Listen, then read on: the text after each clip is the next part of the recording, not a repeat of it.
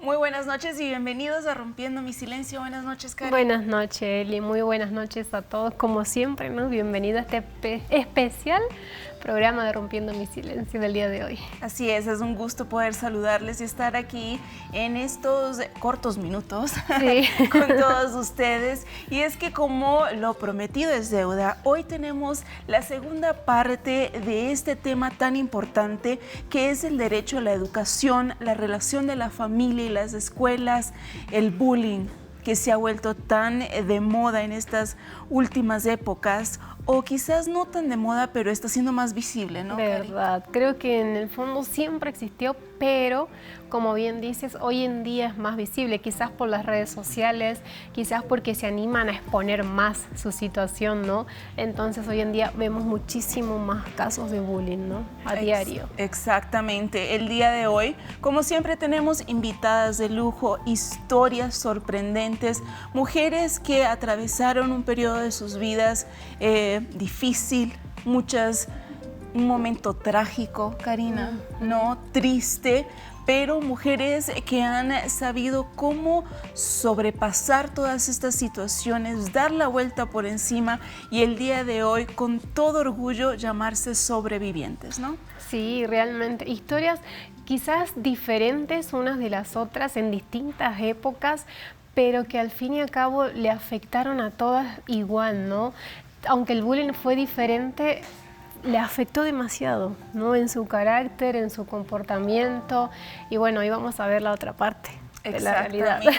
Ya ponemos a su disposición nuestro número telefónico 55-8664-5200 para que ustedes ya hagan uso de este número telefónico que también es el WhatsApp. También ponemos a su disposición las redes sociales porque sabemos que el día de hoy vamos a tener mucho debate, porque no solamente vamos a estar hablando del bullying que estas mujeres sufrieron, sino también ahora que son madres, ahora que son abuelas, que son tías, ¿cuáles son los consejos que ellas dan para los niños de la casa? ¿Será que son los mismos consejos que ellas recibieron en aquel entonces? ¿Será que ahora se llaman más a la conciencia y no es tanto golpe? ¿Cuál es la opinión de ellas como madres del día de hoy y cuáles son los consejos que ellas utilizan para erradicar el bullying de su casa? Así que vamos a ver un resumen de estas historias que tuvimos el gusto de conocer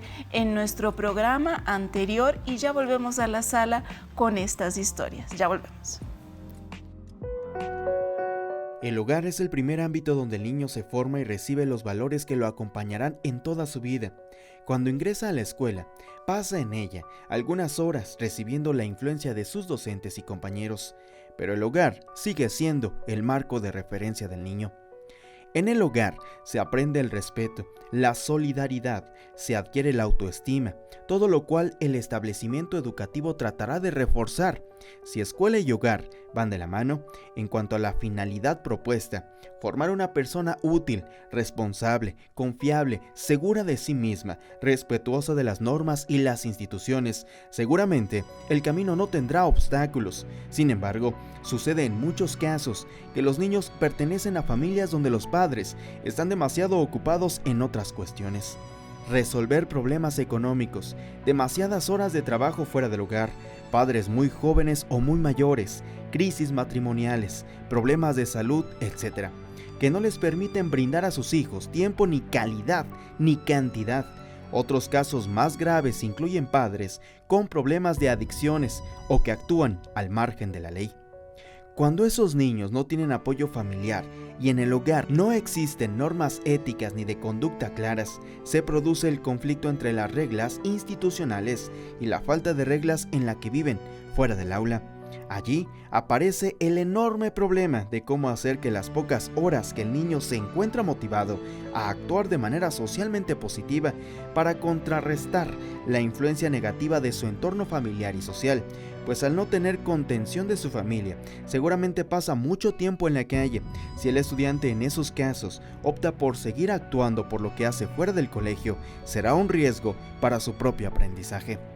Es fundamental que la familia y la escuela tengan una comunicación fluida y que exista confianza suficiente con los docentes para expresar cualquier inquietud que pueda surgir. Ambos contextos están ligados y el potencial positivo de ambos se amplifica si trabajan juntos por un mismo fin: contribuir al desarrollo físico, emocional e intelectual de los niños y niñas. Para lograr una buena relación entre los centros educativos y las familias, los expertos recomiendan establecer un clima de participación fluido entre ambas partes. Como toda relación, se basará en la confianza y en el respeto, y deberá cuidarse y trabajar para mejorarla. La comunicación será clave, sobre todo cuando surjan algún desencuentro que resolver, y debe ir más allá del intercambio de información sobre la evaluación académica de los alumnos. Las nuevas tecnologías pueden ser una herramienta de gran utilidad para conseguir este objetivo de comunicación eficaz. Sin embargo, habrá que habilitar los canales adecuados y facilitar una toma de decisiones que vale por el interés fundamental, la educación de los alumnos. Otra de las claves para fortalecer la relación entre familias y escuela es que los centros educativos han de construirse y mostrarse como lugares de encuentro, respetuosos y participativos. Lograr un espacio donde las familias puedan compartir sus inquietudes con el profesorado y donde los docentes sean una figura respetada y escuchada. Esto requiere un gran compromiso y confianza entre ambas partes y un esfuerzo de diálogo sobre los puntos clave del desarrollo y aprendizaje de los alumnos. Exige a su vez del lenguaje psicopedagógico que caracteriza a la acción tutorial y el proceso de orientación.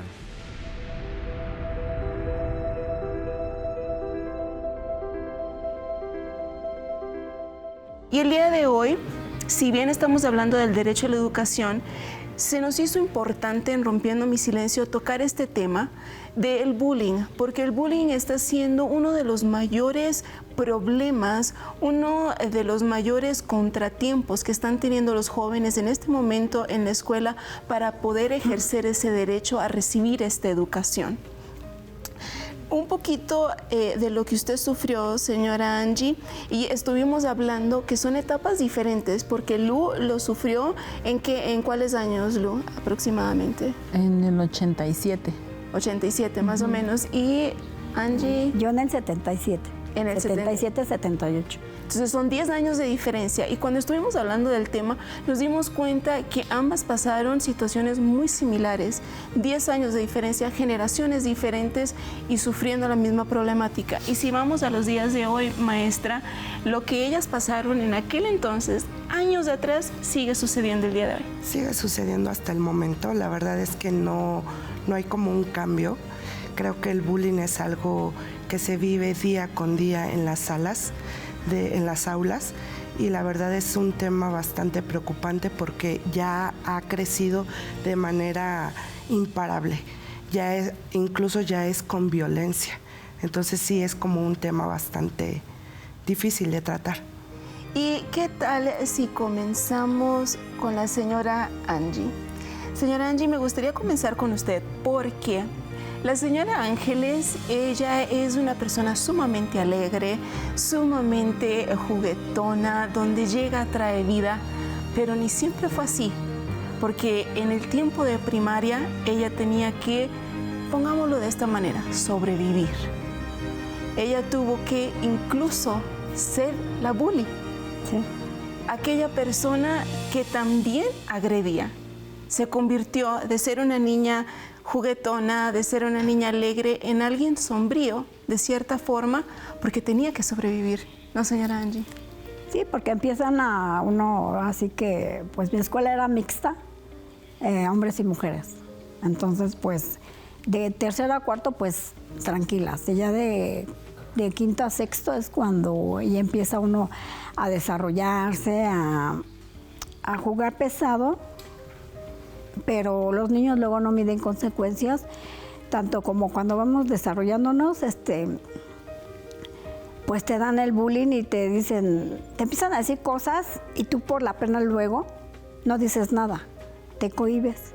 Y yo no era así, yo era de que también me decían esto y me dejaban.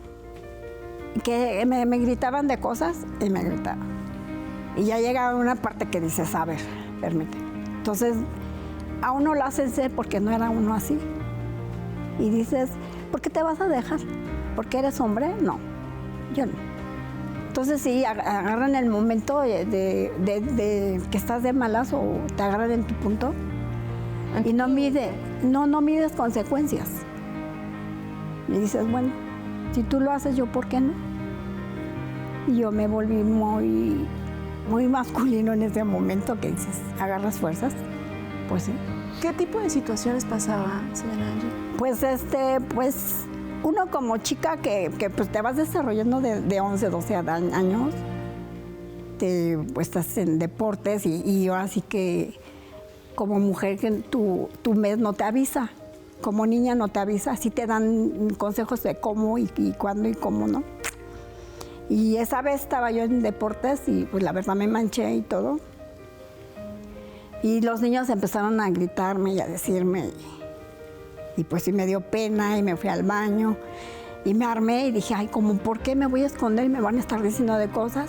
Pues tienen mamá y yo sí les dije, tienes mamá, hermanas y pues también lo mismo, pasan lo mismo. Y me empezaban a aventar así, me empezaban a hacer así, se queda ahí como dices, ay, me hicieron esto, qué pena, o sea, porque son así crueles. A veces el hombre es cruel, los niños son crueles.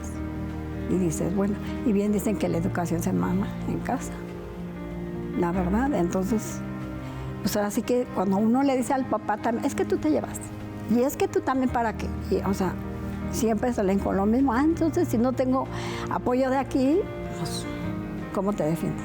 Ahora, Lu, cuéntanos un poquito de tu historia y lo que pasaste. Nos comentas que, por ejemplo, el bullying empezó en el kinder y en la primaria.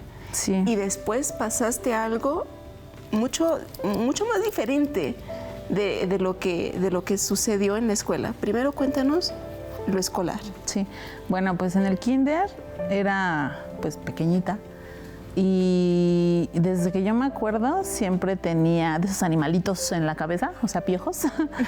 Siempre tuve piojos, entonces al entrar al kinder, pues los niños me hacían fuchi, me gritaban el piojosa, me hacían para un lado, eso fue por un lado. Por otro lado, había un niño que siempre que tenía oportunidad me levantaba la falda. Y me levantaba la falda. Y yo me defendía y le decía a la maestra, le decía a mi mamá, pero nadie hacía nada. Entonces un día agarré un lápiz y me levantó la falda y me volteé enojada y le amagué con el lápiz en el ojo. Y le dije, si me sigues molestando te voy a sacar el ojo. Yo no sabía la magnitud de lo que era eso, ¿no? Porque pues era una niña muy pequeña. Pero obviamente ya de ahí todo el mundo me hizo caso, le mandaron a hablar a mi mamá, la maestra me tenía bien vigilada, pero me seguían haciendo bullying. O sea, ese niño ya no me levantó la falda, pero me seguían haciendo un lado, me decían muchos insultos feos. Tenía una amiguita, que hasta la fecha es mi amiga, se llama Rocío. Ella me defendía, siempre me defendía. Y siempre yo me sentaba en la esquinita del salón y ella se iba conmigo. Y yo le decía, no, estoy para allá porque te voy a pegar los piojos. Y me decía, no, tú eres mi amiga, no les hagas caso. Aparte, ay, eso no se pega. O sea, como siendo como un niño, ¿no? Y ya, eso fue en el kinder. No se me quitaron, lo seguí teniendo hasta la primaria. Obviamente ya niños más grandes, más crueles. Siguió el bullying. Los niños a veces, no sé si sea la educación de casa o no sé si sea, no sé, realmente hasta ahorita yo no lo entiendo, pero los niños son a veces dañan sin saber que dañaron, ¿no? Entonces, así estuve, digamos que todos los 6 años, hasta 5 años, porque hasta quinto estuve así, infestada de piojos. Yo nunca tuve pelo largo, nunca tuve en los bailables. Yo siempre quería bailar y nunca pude bailar. Entonces para mí a lo mejor mucha gente puede decir, ¿eso qué? Pero para mí sí fue muy feo el no poder hacerme una trenza, porque siempre tuve pelo como niño y siempre me decía que era la más fea. Y no me da pena decirlo, porque a lo mejor hay muchos niños que les pasa. Entonces ahorita yo amo mi cabello. Eso fue, estoy en quinto, ya se empezaron a quitar, me cortaron el pelo chiquititito. Yo me empecé a bañar diario. También esto yo creo que tenía que ver porque mi mamá no me cuidaba, porque trabajaba, mi papá también. Entonces, por la higiene supongo que yo estaba así. Y pues obviamente los niños no sabían, ¿no? La maestra tampoco. Entonces, así viví toda mi primaria. Había bullying en todo el salón, porque si no llevábamos la tarea o si a la maestra no le gustaba, nos hincaba enfrente del salón y nos ponía corcholatas en las rodillas y 2 tabiques así, ¡wow!, enfrente de todos. No sabías, bueno, sabías que era porque no llevaste la tarea, ¿no? O agarraba tu cuaderno y te lo aventaba para afuera si se rompía o si se mojaba, no le importaba. O pasaba y te pegaba. O pasaba, gracias, o pasaba y te decía, quítense los zapatos. Yo desafortunadamente, mis papás fueron muy humildes y yo siempre traía hoyos en los zapatos. Entonces, siempre traía las calcetas manchadas, porque ahí donde vivía pues no había como pavimento, no había como, pues sí, había lodo, llovía y pues siempre, ¿no? Era la evidencia, estar enfrente del salón con los pies abiertos y se veía todo sucio, ¿no? Y ahora yo me pregunto y digo, ¿por qué hacían eso? O sea, Cierto. no entiendo cuál era la finalidad de mostrarte, de evidenciarte con los demás, ¿no? Te dicen las cosas cruel, te dicen las cosas directo, en forma de burla, y se ríen. Entonces viene todos los recuerdos, ¿no? Desde el kinder, todo lo que has vivido. Entonces, ¿qué causa? El que cierres.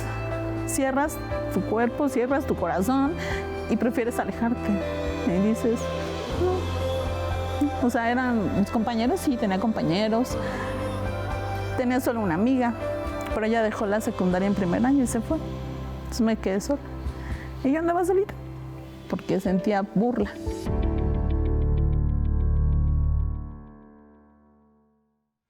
Historias de generaciones diferentes, pero con muchas similitudes, ¿no, Karina? Y es la situación que pasamos muchísimos en la época de escuela. Sí, hoy le tocó a ellas contar su historia, ¿no? Pero ¿cuántas no se vieron identificadas?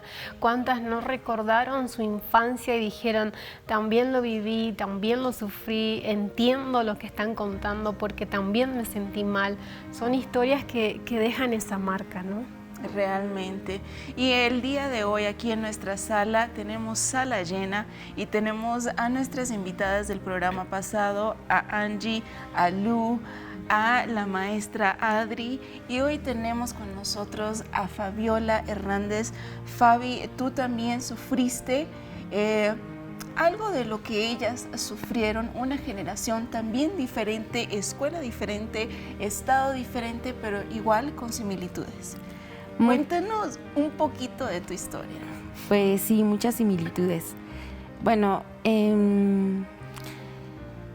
realmente mi educación sí se vio muy privada, principalmente por la economía. Yo vengo de una familia disfuncional donde mi papá se va con otra persona y literalmente a nosotros nos deja en la calle. Y ya con eso, ya desde ahí empezamos, porque el hecho de vivir en la calle, pues no había dónde asearse, dónde bañarse, no había cómo alimentarse, no había absolutamente las condiciones para que una niña de la edad de 8 años pues tuviera una infancia y una educación bien feliz, ¿no? ¿Tu mamá, tú y cuántos hermanos? Mi mamá, mi hermano y yo. Éramos 3. Cuando hablo de quedarnos en la calle, fue literalmente quedarnos en la calle. Mi mamá tocar puertas, se le cerraron absolutamente, incluyendo con amistades, familia. Y era quedarnos en las noches en un parabús, a dormir con fríos, con lluvias, no tener un lugar donde hacer las tareas, el de pronto tener que esa presión de tener que despertarse, porque pues la ciudad empieza con movimiento desde muy temprano, entonces era levantarse y a veces tener que trasladarnos desde un punto hasta un trayecto de 1 hora y media aproximadamente a donde nosotros nos trasladábamos a la escuela. Fue una situación muy difícil, ¿no? Entonces, de hecho, ya para mí desde ahí fue de cambiar de escuela en escuela. No tuve la oportunidad de, no porque mi mamá no quisiera, sino porque o trabajaba con un niño o no trabajaba por tener a los 2 niños, porque desafortunadamente ella tuvo que buscar trabajo para solventar nuestras necesidades en casas, haciendo limpieza, y siempre les ponen como la condición de solo un niño, 2 no. Entonces mi mamá pues tuvo que dejarme, ¿no? con otras personas, y creo que yo desde ahí fue donde empecé a sufrir el bullying en la escuela, porque primero porque pues es que huele feo, es que no se baña, es que no trae el uniforme limpio, es que no está aseada, es que no hizo la tarea, es que tiene sueño, o sea, es muy distraída. Y a lo mejor sí era distraída, pero porque yo ya a esa edad estaba pensando en todos los problemas. Entonces, realmente mi enfoque no era en qué voy a ver hoy en la escuela. Y obviamente los compañeritos pues se fijan en esas cosas, ¿no? Ay, trae el zapato roto. Y yo me imagino que los maestros también, ellos conocían tu historia, conocían la situación. Sí. Yo donde más sufrí el bullying fue en la secundaria, porque pues afortunadamente conocimos gente buena y gente que tenían otro nivel social. Entonces pues me veían llegar de pronto con ellos, ¿no? Que en carro, así, pero ya cuando se daban cuenta quién era mi mamá, entonces me etiquetaban mucho. Yo iba en una escuela de puras niñas y realmente eran muy crueles. A veces la pregunta es, ¿por qué a veces una mujer es tan cruel con otra? O sea, ¿por qué no existe un apoyo, no? Y ahí fue donde yo realmente viví muy, muy marcado el bullying, porque las compañeras eran muy crueles conmigo, hacían bromas muy pesadas, pidieron que me expulsaran de la escuela, me decían, ahí viene la hija de la gata, de la chacha, expresiones que lastimaban. Obviamente pues en la adolescencia pues uno empieza con su periodo y todo eso, y desafortunadamente pues la mente de algunos o algunas niñas era como muy despierta, muy, ¿no? Entonces en una ocasión lo que hicieron fue hacer una broma con un profesor y en relación, ¿no?, a mi periodo.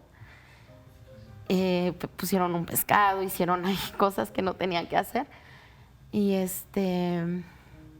ahí fue, ¿no?, donde eso me marcó mucho, porque pues yo quedé muy señalada con las compañeras, y ellas mismas en ese punto fue donde le pidieron a la profesora, que era responsable del grupo, que me expulsaran. Yo no merecía tener un lugar en esa secundaria. Yo no era digna por justamente hija de quien yo era. Yo era hija de la chacha. Entonces no puede estar aquí, porque aquí viene gente de dinero, aquí viene gente de profesionistas, gente preparada, y todos podían soñar con una carrera, con estudiar algo, con ser alguien en el futuro, porque es con donde nos van preparando ya, ¿no? ¿Qué sueñas ser en un futuro? Y a mí cuando me preguntaban, pues yo no contestaba, porque yo no tenía sueños. A mí todas me decían, ella no va a llegar a ningún lado, ella va a ser igual que su mamá, ¿no? Y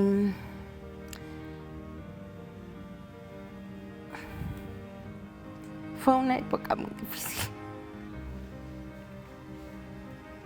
porque uno se va formando ahí. Es ahí donde uno empieza a tener la seguridad, el amor propio, los sueños, los planes, metas, proyectos. Y a mí me derrumbaron todo eso. Me lo robaron en ese momento. Me lo robaron porque yo ya no soñaba. Me preguntaban, ¿qué piensas ser de grande? Y yo, nada. ¿Te creíste lo que decían las chicas? Sí, absolutamente. Incluso yo hasta acepté, ¿no? Yo cuando todas hicieron esa reunión con la asesora, yo le dije, sí, sáqueme de aquí porque no puedo. Yo tengo otras cosas que pensar. Mi pensamiento era el cómo ayudar a mi mamá a salir adelante, el cómo salir yo de ese lugar donde yo me sentía humillada, donde yo no me sentía nada. Llegó un momento en el que de tantas cosas que hacían, tantas cosas que me decían, pues entonces yo quise voltear la moneda. Y yo ahora quería ser la rebelde, ahora yo era la que quería ser agresiva, porque de alguna manera yo tenía que defenderme. Yo buscaba tener ese caparazón, ese escudo, y buscaba defenderme de alguna forma. Pero por más que yo me esforzaba, pues no, porque siempre existía el clasismo, digamos, ¿no? O sea, realmente yo fui muy afectada por el clasismo. Fue muy etiquetada por eso. De hecho, incluso estábamos comentando hace rato, ¿no? Que a veces los profesores tienen mucho que ver. Justo eso te iba a preguntar, es verdad, Fabi. porque yo me acuerdo mucho, tengo muy marcado esto, que estaba en los talleres, ¿no? La división de los talleres, a qué taller te gustaría hacer y todo. Y a mí me llamó la atención el de computación. Y yo saqué 10 en mi examen de matemáticas para quedarme en ese taller. Y la profesora me sacó. ¿Diciendo qué? Que no, Simplemente. que yo no era aceptable en su grupo. Y con todo esto, con todo lo que estabas recibiendo, con todos estos golpes psicológicos que estabas recibiendo, ¿nunca buscaste ayuda entre los maestros? Yo me imagino, ni te pregunto de tu mamá, porque con lo que nos estás diciendo, deduzco que a la mamá no ibas con todo esto que sufrías, porque decías, mi mamá ya tiene suficiente. Mi mamá estaba en un periodo de depresión, porque ella también estaba, pues, tratando de sobrevivir a ese golpe, ¿no? O sea, yo ahora me pongo en sus zapatos y yo me pongo a pensar, como mujer, digo, sí sufrió, ¿no? Porque el hecho de sentirse traicionada, el hecho de que el hombre al que ella amaba, que se hubiera ido, la hubiera dejado con 2 hijos en la calle. Pues, sí, yo entiendo a mi mamá ahora, ¿no? Porque ella cayó en ese fondo depresivo en el que ella también se encerró.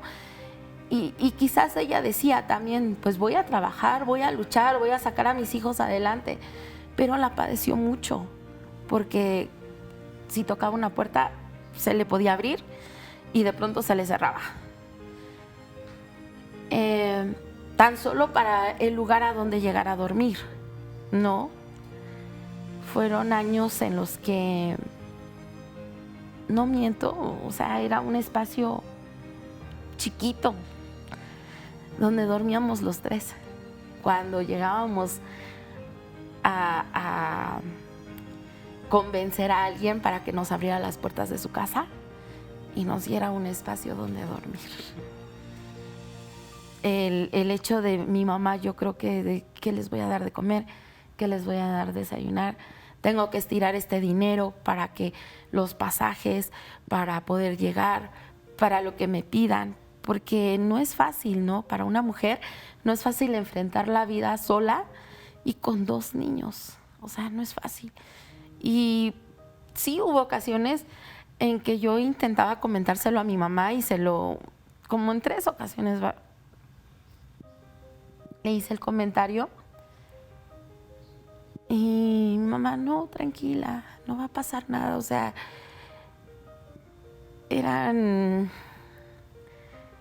yo recuerdo mucho que mi mamá nos llevaba mucho a la Glorieta de Insurgentes.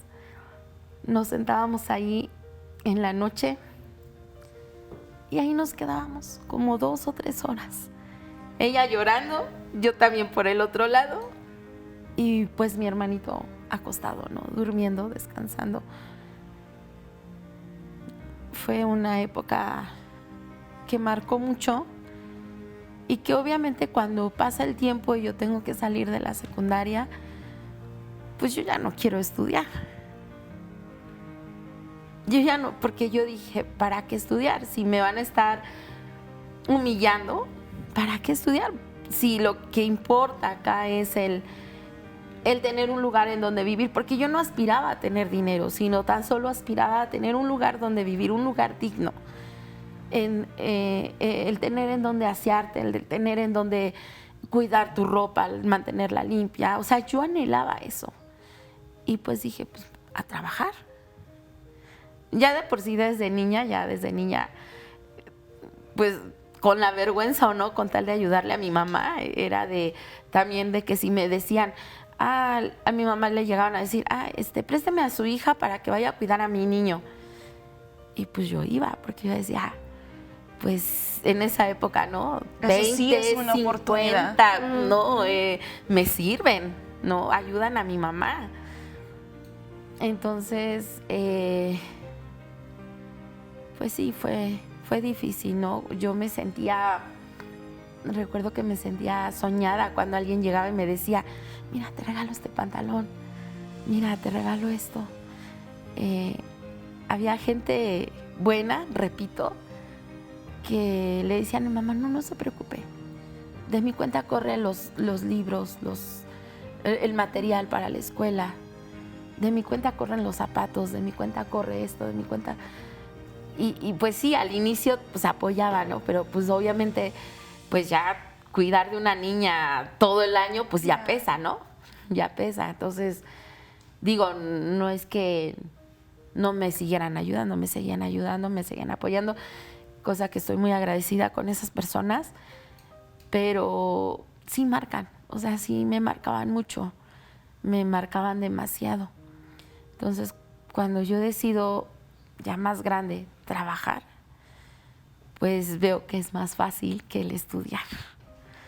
No, y ahí es donde también viene la parte, como mencionabas, del docente, del maestro, de aquella persona que vemos en la escuela, maestra, y a veces el maestro es el ogro, es el malo de la historia, sí. Es el que no presta atención, claro. Es el que prefiere a otros, el que está ahí por su cheque, porque... De hecho, eso fue lo que le comentaron a mi mamá, ¿no? Una vez, después de esa junta que hicieron todas las compañeras y pidieron que me expulsaran, va mi mamá, la citan, va mi mamá y la profesora, lejos de decirle, ¿sabe qué? Es que ¿qué está pasando? Porque su hija está pasando por esto, es una etapa, ¿qué está sucediendo con ustedes? No, a mi mamá simplemente la profesora le dijo, tengo motivos para expulsar a su hija de la escuela, porque no presta atención, es muy distraída, no hace las tareas, no las presenta, reprueba exámenes, cosa que era mentira, porque yo siempre mantenía un promedio de pues no voy a decir que un 10, ¿no? Había materias que sí, pero siempre mantenía un promedio de 8, o sea, no era también que estaba muy baja. Pero nunca le decían eso, o sea, nunca le decían a mi mamá, es que ella hizo esto, logró esto. No era todo lo contrario. Era de, ¿sabe qué, señora? Es que es muy distraída, es muy despistada, es que... Y luego se contradecía, ¿no? Porque habían otros que decían, es que platica mucho. Y pues mi mamá pues llegaba a casa y mi mamá pues así de, tienes que estudiar, tienes que ser alguien, tienes que esto, te pone, o si no, porque te voy a poner a trabajar. Y pues, yo entre mí decía, no cooperas, estás viendo cómo está la situación, no, y me traes problemas. Ajá, exactamente, ¿no? Y yo decía, pues si me vas a poner a trabajar, pues mejor, ¿no? O sea, yo prefiero estar 1000 veces haciendo la limpieza en una casa que el estar en la escuela donde todo el mundo me está señalando, en donde nadie me habla, en donde todo el mundo me está etiquetando. Si estábamos en la clase de música era que aventarme los papelitos, llegaban a esconderme las tareas, mis trabajos, era muy feo, era muy feo. Maestra, sí. No le voy a decir defienda a los docentes. Porque... No, obviamente no puedo escudar a todos, ¿no? Pero sí hay una parte donde deben de ser, como profesor, debes de ser empático con ellos, porque tú no sabes qué viven. O sea, el hecho de que un niño tenga una dispersión en el colegio, el que no te rinda, el que no haga tareas, el que se duerma, el que esté distraído. Entonces, tú como profesor tienes que decir, bueno, ¿qué pasa? Tengo que llegar como al meollo del asunto para saber qué es lo que está pasando con él. Pero la realidad es que no todos los profesores tienen esa empatía con sus alumnos, ¿no? Porque yo lo entiendo, son 8 horas, 40 alumnos, no hay tiempo, pero quien tiene este amor a la profesión es de acercarte y hablar con él. ¿Qué pasa? Porque no es porque el niño quiera ser en sí rebelde, grosero o mala onda con sus compañeros. Todo siempre hay un trasfondo de las cosas. Entonces, si uno como profesor tuviera esa empatía de acercarse, de hablar y junto con los padres lograr resolver cuál es la situación por la que está pasando, yo creo que habría como esa ayuda para los demás compañeros, ¿no? Porque al final él es el que bulea, él es el que lastima, él es el que hiere. Entonces, ¿por qué él está herido? Porque él está pasando por una etapa difícil que como niño o como adolescente no sabe cómo fluir. Y entonces, ¿cómo fluyó? Pues si a mí me lastiman de cierta manera, voy a lastimar, voy a agredir, voy a hacer, porque esa es mi forma de desfogar y de sacar todo lo que tengo dentro. Pero al final, uno como profesor sí tendría que ser más cariñoso, amar lo que haces, porque cada uno de esos niños es un corazoncito al que tenemos que cuidar y al que le tenemos que regar para que posteriormente no haya este tipo de comentarios de que mi profesor no hizo nada por mí, no me escuchó, no me apoyó, no me ayudó. Perdón que la interrumpa, profesora, es que quedó tan marcado porque yo voy a comentar algo aquí. Ya incluso muchos años después, ya siendo una mujer adulta, Claro. yo me vengo a encontrar con una de las personas que me bulliaban. Uy, Fabi, te voy a parar ahí. Sí. Te voy a parar ahí porque tenemos que ir a un corte y no podemos dejar esta historia a la mitad. Vamos a ir a este pequeño corte y ya regresamos. Aprovechen esta oportunidad para mandarnos sus historias, para mandarnos su opinión, preguntas para la maestra. No la estamos bombardeando, pero sí queremos saber también este lado, ¿no? La otra cara de la moneda. Así que vamos a este pequeño corte y ya regresamos con todos ustedes. El dramático caso de Kira López, una joven de 15 años que se quitó la vida en Barcelona, España, todavía no se ha esclarecido por completo. Las autoridades catalanas investigan si hay presuntos abusos o acosos sexuales en el entorno escolar. Sin embargo, hay una situación que está confirmada desde días después del suicidio de la niña. Había bullying escolar.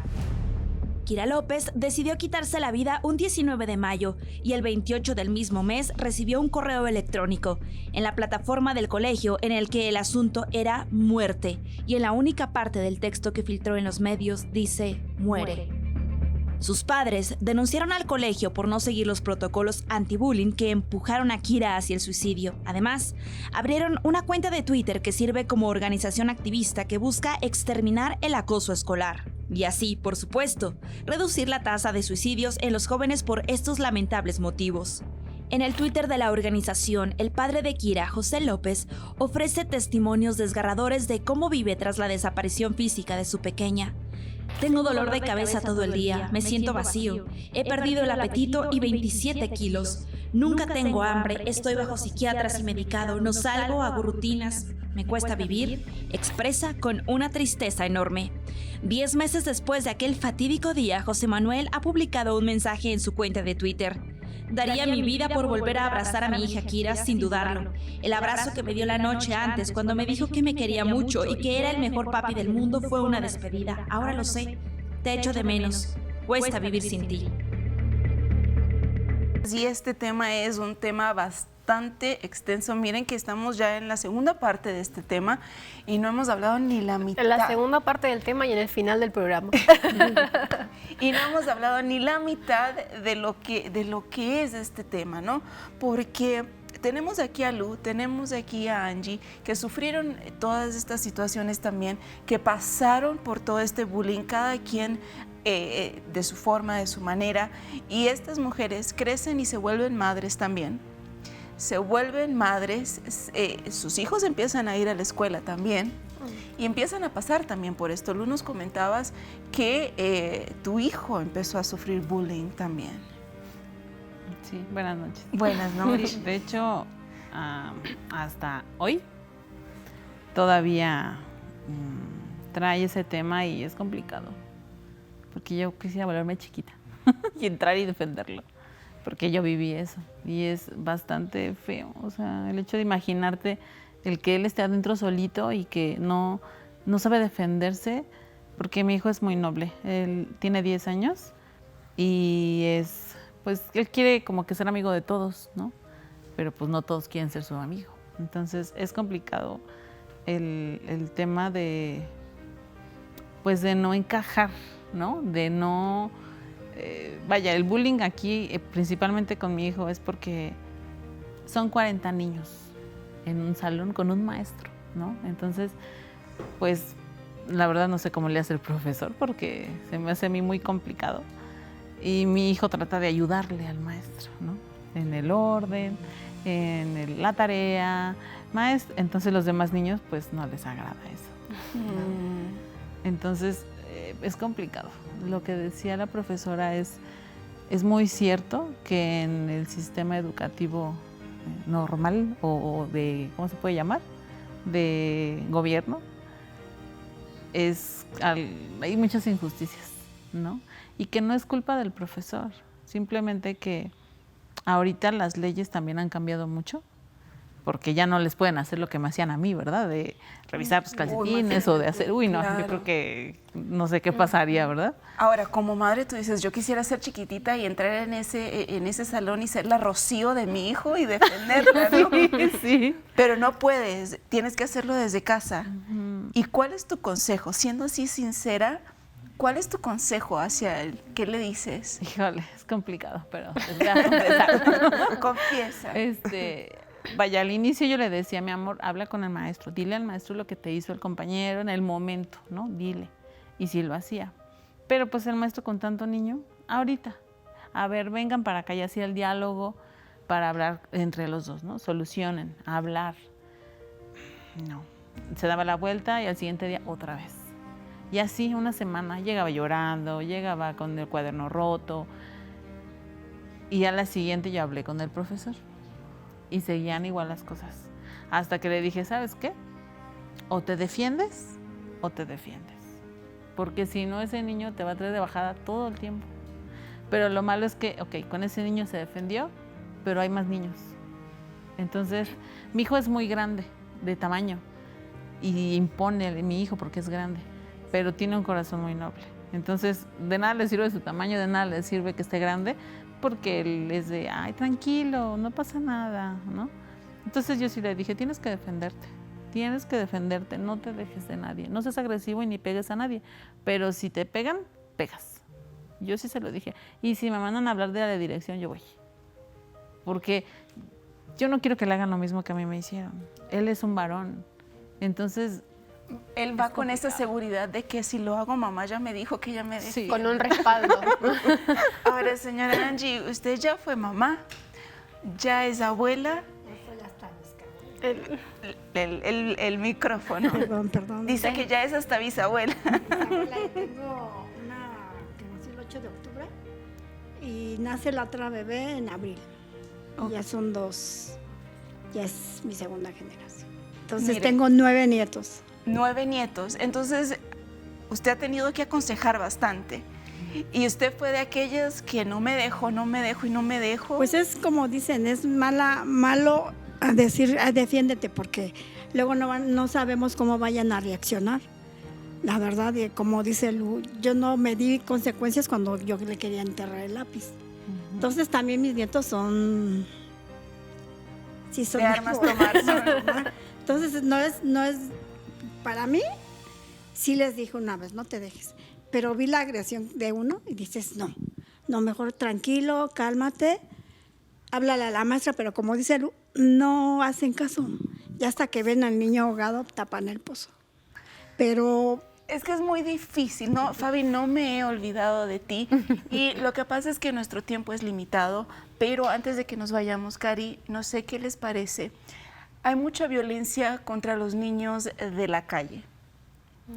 Los niños que sufren y que van a la escuela y que van con sus zapatitos rotos y que van con el uniforme roto y que muchas veces el padre no, o le da de comer a su hijo o le compra un uniforme nuevo. ¿Y dónde está la sociedad? Es que, bueno, yo creo que ya desde ahí, ¿no? Empieza. Y me gustaría hacer un programa acerca de esto, Fabi. Sí, desde ahí ya el niño o la niña ya son, pues, víctimas, ¿no? Ya están en el lugar exacto para que llegue alguien más, que tenga más condiciones, más, y pueda decir ya, tan solo con un empujón, tan solo. Hay niños que me ha tocado ver ahora en la actualidad, que hasta con un gesto, o sea, gestos así, gestos en la cara que son groserías, ¿no? Cierto. Ya hasta con eso, ya es así como de, y espérate, ¿no?